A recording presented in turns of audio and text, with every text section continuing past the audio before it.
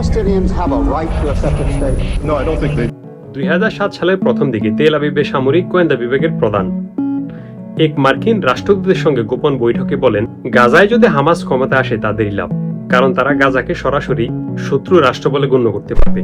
ফাঁস হওয়া এই ডকুমেন্টে স্পষ্ট করে দিয়েছিল ইসরায়েলের ডানপন্থীরা দীর্ঘদিন ধরে এই কৌশল অবলম্বন করে আসছে।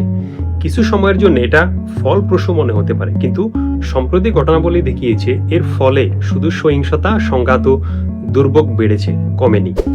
ইসরায়েলের এই কৌশল আসলে কি এবং তা কিভাবে ব্যর্থ হয়েছে তা আজকে জানার চেষ্টা করব আমরা। প্রায় 2000 বছর ধরে বিভিন্ন দেশের ইহুদিদের উপর অত্যাচার চলছিল। বারবার তাদের বঞ্চিত করা হয়েছে, নির্বাসন করা হয়েছিল।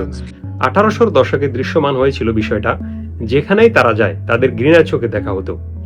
তখন শুরু হলো জায়নবাদ, ইহুদিদের জন্য নিজেদের একটি রাষ্ট্র গড়ার আহ্বান।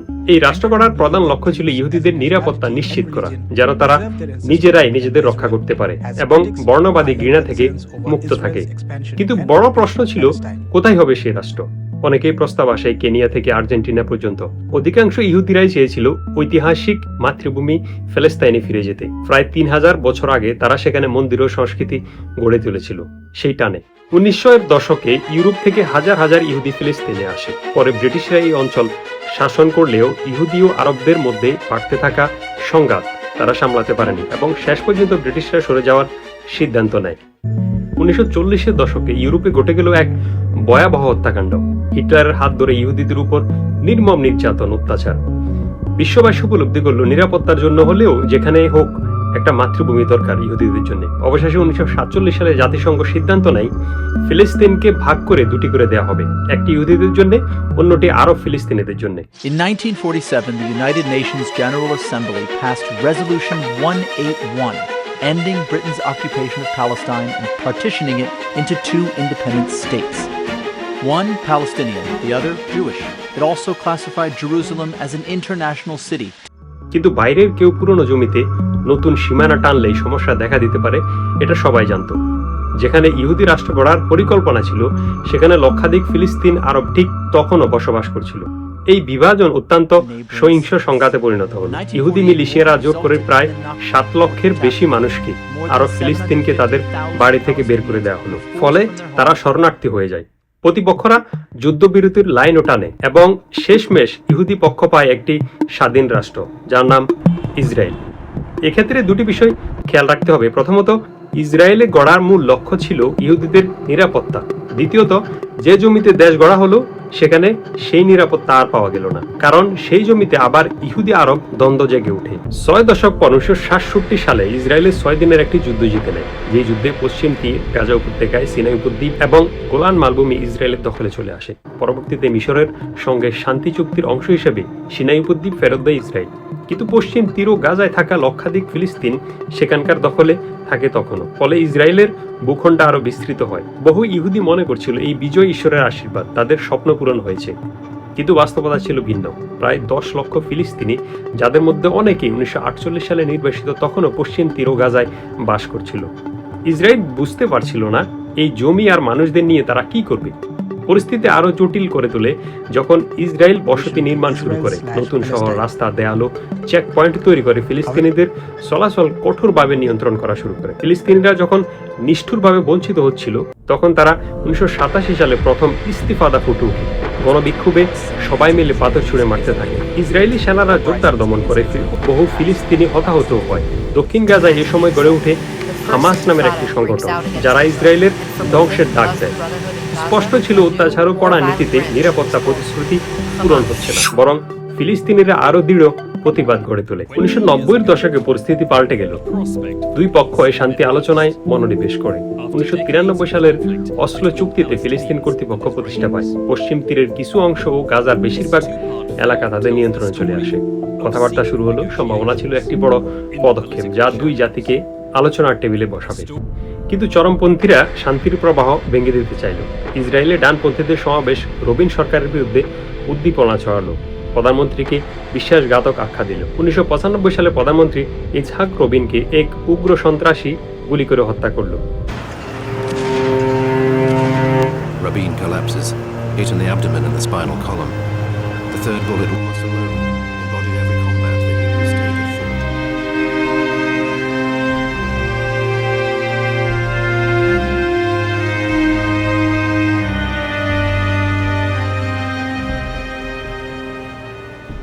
ঠিক এরপরেই হামাসও ইসরায়েলি একটি বাসে আত্মঘাতী বোমা হামলা চালালো। 1996 সালে ক্ষমতা আসে ডানপন্থী নেতা বেনিয়ামিন নেতানিয়াহুর নীতি স্পষ্ট ছিল, ইহুদিদের নিরাপত্তা সুনিশ্চিত করতে হলে যে কোনো মূল্যে ফিলিস্তিনের রাষ্ট্র গঠনের পথ বন্ধ রাখতে হবে। এই শান্তি চুক্তিগুলো মানতে না চেয়ে তিনি এগুলো ভেঙে দেওয়ার সিদ্ধান্ত নেন এবং ইসরায়েলি বসতি নির্মাণ অব্যাহত রাখেন। পূর্বের প্রতিশ্রুতি উপেক্ষা করে দখলদারি আরো বাড়িয়ে দেন। 2000 সালে দ্বিতীয় ইন্তিফাদা শুরু হতে দেখে পরিস্থিতি ক্রমশ উত্তপ্ত হয়ে ওঠে। হামাস আত্মঘাতী হামলা শুরু করে, রকেট নিক্ষেপ শুরু করে, জবাবে ইসরায়েল ব্যাপক প্রতিরোধ গড়ে তোলে। এই সংঘর্ষের প্রায় 1000 ইসরায়েলি ও 3000-এর বেশি ফিলিস্তিন নিহত হয়। বিরোধ দেখে বোঝা গেল শান্তির পথে আলোচনা ব্যস্ত গেল। জনগণ নিরাপত্তার দিকে ঝুঁকে পড়ল। যুক্তি একটাই, নিরাপত্তা চাওয়ার জন্য কঠোর পদক্ষেপে নামতে হবে। এমন পরিস্থিতিতে ইসরায়েল আরো দেয়াল নির্মাণ শুরু করলো, আরো বেশি চেক পয়েন্ট এবং বসতি তৈরি করলো। 2005 সালে গাজা থেকে সৈন্য ও বসতি সরিয়ে নিল ইসরায়েল।